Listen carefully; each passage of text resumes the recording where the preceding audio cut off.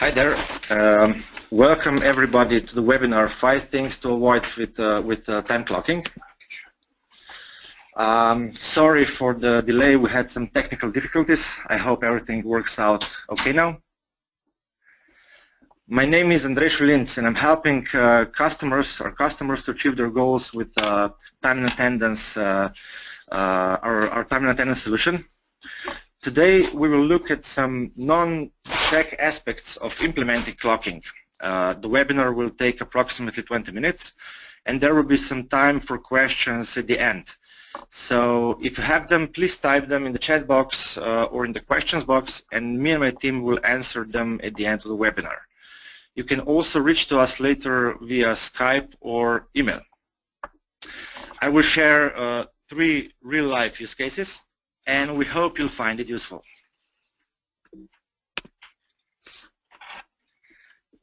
Today we share knowledge gained from working with companies all over the world. Spica, the company that makes FOLLOWUP, is a regional leader in the time and attendance sector with over 100 employees. We serve over 1 million users worldwide and have been doing it so for almost 30 years now. FOLLOWUP is our time and attendance solution. We complement it with another cloud solution, MyHours. It's time tracking for projects and tasks. And also DoorCloud, which is a cloud access control solution. Time and Space is our flagship product for corporate environment. Well, the goal of this webinar is to shine some light on implementing the time and attendance control in real life. Choosing the right technical or software solution is of course important, but technology alone cannot assure really the people in the company will adopt it and that altogether it will produce some results.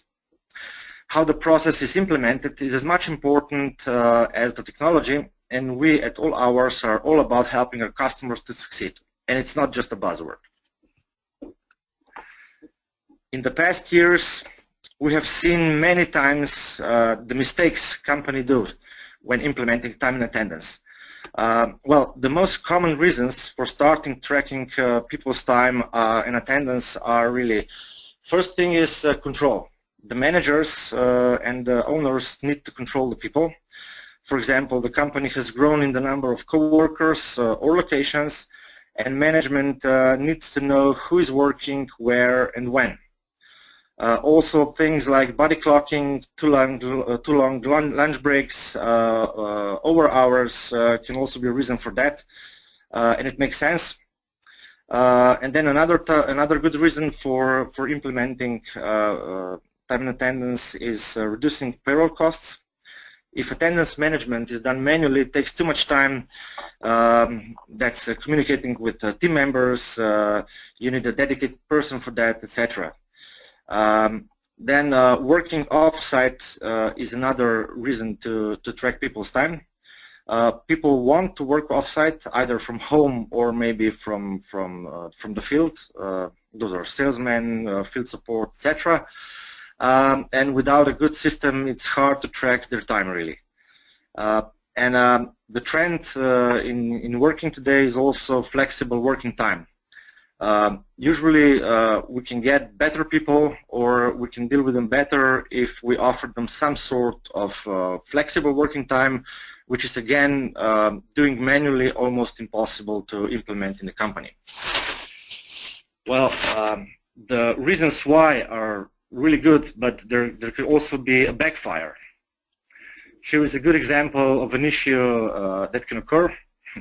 It's a joke, of course, but the main issue people have with time and attendance is trust. Employees usually get a feeling that their employer does not trust them and wants to track their time down to a minute. And another issue is the process of time tracking can be really complicated, or companies make it complicated. Usually when it's not well communicated enough or it's not understood well by the employees. The use cases we'll be working today on are from the real-life FOLLOWUP users. Sysplet is an example of a small company They are internet security solutions provider with 10 employees. They are antivirus asset distributor for the region, and they use clocking for monitoring work hours in one office, their headquarters in Ljubljana, Slovenia. Griffin employs over 40 people, mostly with disabilities. They operate in 4 local regions. Time tracking is especially important to them since they have to report the number of worked hours in order to get government grants for disabled. And Špica, our company, is the third case. We use all hours to track work done from home and from the people who spend time outside of our headquarters, for example, meetings, sales calls, etc. So now let's get to the five things to avoid. The first thing is rigidity. Actually, we advise you to be flexible. The story here is from the company Cisplet, the small company, where they always had a revolt at the beginning of time clocking.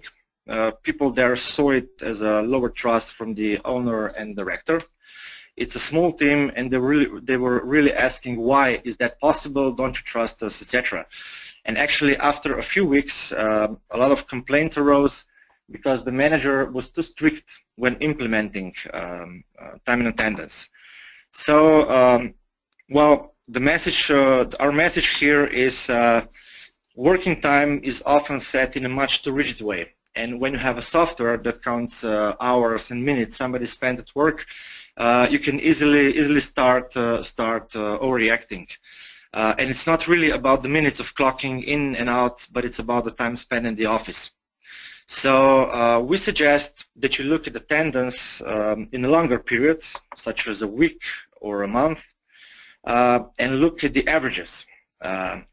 Some people are chasing morning minutes to work, but have no issues staying a bit longer, and vice versa. Some people can come really early, but have to live on time.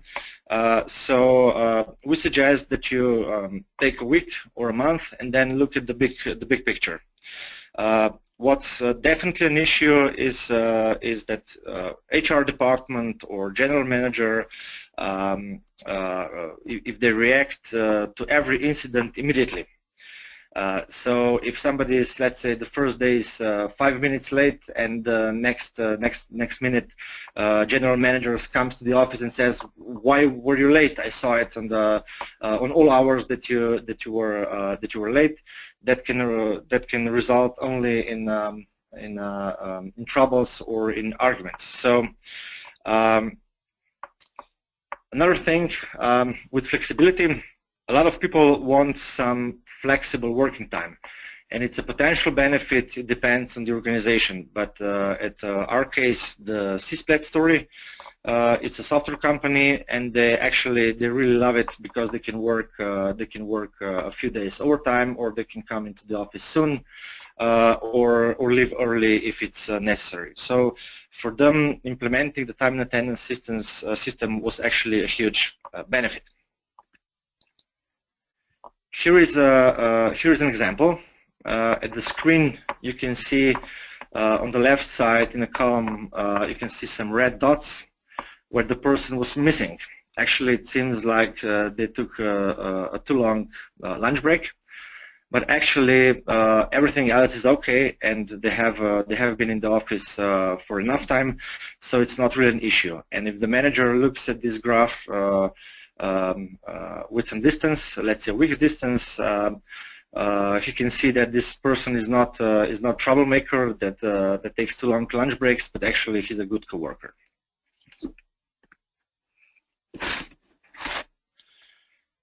Another suggestion we have is don't be exclusive and be practical.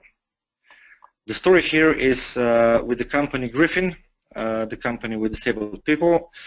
They tried to fit in everybody. They said we're gonna set up a time and attendance system, and we're gonna make sure that everybody in the company, from general manager to the workers, will fit into the system. And actually, they had really hard times doing it so.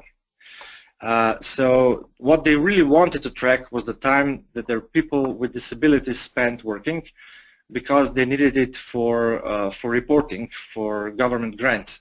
It was not about the trust, it was not about the control, but it was about the reports. It made people in the administration, people's life in the administration a lot easier. So yeah, our message here would be, don't complicate your life unnecessary. Time tracking is not necessary for everyone. There are some people with extremely flexible times, such as support or sales or specialists, or in some cases the management. And you don't need to have control over everybody. So think about who do you want to engage in this time and attendance system and who not. And also, some people will be a tough nut to crack when implementing time and attendance, because there will be excuses and reasons why not to do it and so on. And they might be right or not, so we suggest taking this step by step. So it's not necessary that every person in the company starts using the same system all at once, but you can go through, let's say, from one team to another. What you should care about is that the people in teams are important, and if they're equal, they should be treated equal. So let's say if one team member doesn't have to track their time and others do, this will not be good for the team morale, and also a lot of complaints arise. The most important thing here is get feedback. You might think that you have found the perfect way to implement time and tracking for the company, but actually you will get the feedback from the people, the real feedback from the people, and we suggest that you listen to them before you start making rules in the company. Here is also an example from FOLLOWUP. On the right side of the screen, you can see that all coworkers can be organized in teams, and also different rules can be set up to teams. So a team of salespeople can have less strict rules than the team of programmers, or vice versa, of course. So it can be done. It can be done in all hours, but remember that maybe some people don't need time tracking at all.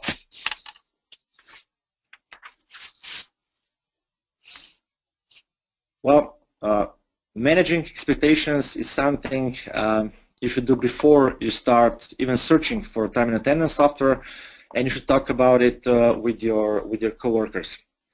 The story here is actually from our house, Spitze, where we do a lot of work with subcontractors, from people who are working from home, and also from the guys in the field, the salesmen and the technicians. So what should you know about time tracking, and this goes for every time tracking software, is that accuracy is not always 100%, and it's not the fault of the software, of course. And you should use this the attendance data you get to the extent that makes sense. Since it's not 100% accurate, for example, a person will forget to clock in or clock out, or something similar. So take this more as an indicator. We suggest allowing some tolerance, and again, look at the data more as a big picture information. It will show you who works more and who slacks, who's working from home for how many hours, who's most productive, who's least productive, etc. And you will get this information from a longer period of time, so let's say a month. Especially when you're calculating payroll, being too strict can really backfire. So if a person has a 5 minutes missing on their weekly goal for time and attendance, look at it from a more liberal point of view, and if that person is productive, don't overcomplicate and punish them for that. Also, before you send any emails, asking people or threaten them, maybe talk to them before, because it's possible that they didn't enter all the information or that you don't have all the data for such a decision. If there is an exceptional situation, such as an unexpected absence, maybe somebody got ill, you can deal with it immediately, but you can mark it down elsewhere, and that you don't need to rely 100% on the software only. So use this time and attendance data more as a guideline, and be flexible. Here is an example of such graph. Here is the attendance of people through all the month, and you can see that some people work really longer, some are missing more, some are missing less, and so on. So this kind of view can help you make a decision how to treat people on a payroll day, at least. So another thing to consider is to get users to participate. Well, you can of course force them to clock in, to punch in and punch out, but if you get their participation in a broader level, your life can get much easier. This is actually a story we have here is from Sysplit and from Griffin, where people there first saw time and attendance as a threat, or as a tool to control their lives, their work. But after then, they saw it as a tool because it actually saved them time. So it will help you tremendously if you get your people to engage in the software fully. So let's say if they download apps on their phones, if they ask if there's an issue, if they use the software to set vacation days or to track sick leaves, etc., it will really make their lives and also your life a bit easier, and you will save on communicating, especially emails. With all hours, employees can plan vacation time in advance and get their manager's approval weeks before it happens. This helps with time planning, with team time planning, and it actually reduces urgency. We got that feedback from Sysplit and Griffin. Also, less time is spent for meetings, writing emails, etc. Also, it helps a lot if every user checks their own data and makes corrections if it's not okay in time before payroll, because if you make after you make a payroll and you get complaints, it will take a lot of time for you to talk to the people, to find what's true, what's real, what's not, and make the corrections. So this will actually benefit, I think, both the employees and the managers. It's important to train them to know how to do it, and of course to cooperate, because otherwise you'll need a supervisor or a policeman of some sort internally to control what is done, what's not done. You have to send reminder emails and ask people to check their data, which takes only a lot of time and energy. Here is an example of how a user in all hours can actually book in advance their vacations or business trips, so they're seen as absent, or they can record their sick leave or paid absence. That means going out for a meeting or similar. Well, the fifth point we wanted to make today is transparency. Well, this is the case from our experience at almost every company that introduces time and attendance software to their employees. Actually, when the new attendance system is being implemented, and it's mostly for the first time, there's usually a meeting with all hands, and it's said, okay, we're starting on Monday, tracking all your hours. There is the short follow-up mail, maybe with some instructions how to do it, but nobody really knows what this will mean for them and how it will change their work. So it is possible to implement the system overnight, Actually, with all hours, you can set it up quite quickly in a matter of minutes. But make sure that the rules communicated to the employees are clear and transparent, ideally in written form, and that everybody understands them. So communicate them really well, because otherwise it will again backfire, and there will be a lot of arguing, and a lot of people will oppose to the new and say, okay, we don't really need that, and you can get a lot of troubles from that. So you can end up at the end of the month with unhappy people in the company. Also, if you have an existing time and attendance system, let's say that people have to write down their presence, or if you use an older non-cloud-based system, try not to use the same rules in the new system, let's say in all hours, because there are much more ways to either clock in or clock out, and the system is much more flexible. So try to set those rules anew, totally anew, and not just use and a bit change the old ones. So ask the people if they get it. Make a short presentation and a training. If you can use only 10 minutes of everybody's time, it can save you tons of troubles in the first days, and also people will not be, there's a less chance that people will be unhappy.